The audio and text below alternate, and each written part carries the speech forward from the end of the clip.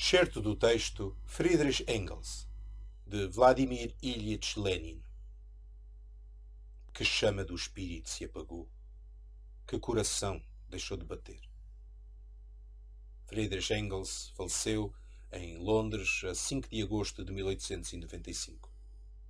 A seguir ao seu amigo Karl Marx, que morreu em 1883, Engels foi o mais notável sábio e mestre do proletariado contemporâneo em todo o mundo civilizado. Desde o dia em que o destino juntou Karl Marx e Friedrich Engels, a obra a que os dois amigos consagraram toda a sua vida converteu-se numa obra comum.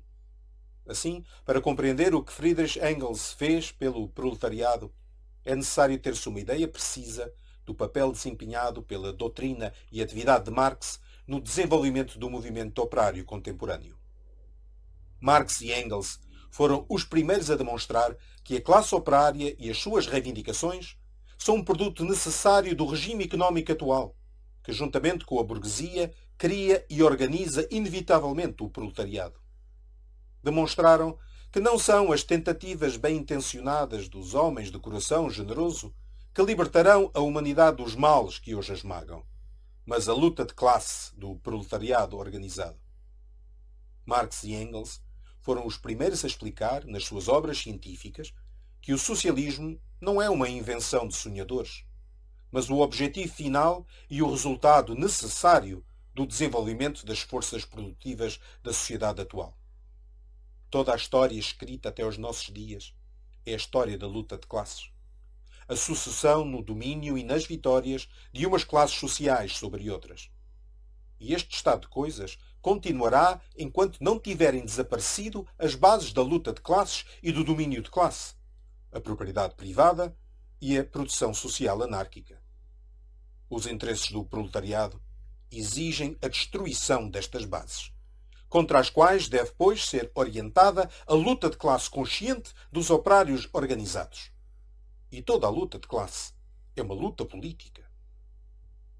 Todo o proletariado que luta pela sua emancipação tornou hoje suas estas concepções de Marx e Engels. Mas nos anos 40, quando os dois amigos começaram a colaborar em publicações socialistas e a participar nos movimentos sociais da sua época, eram inteiramente novas.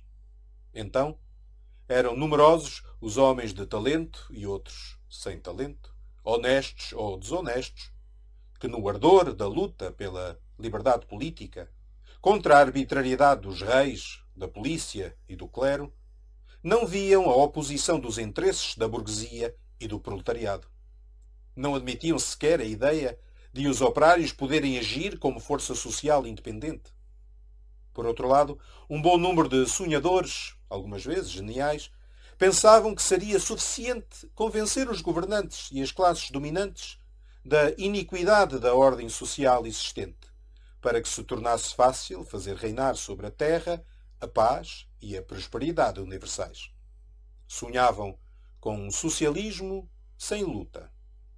Finalmente, a maior parte dos socialistas de então, e de um modo geral, os amigos da classe operária, não viam no proletariado senão uma chaga, a cujo crescimento assistiam com horror à medida que a indústria se desenvolvia.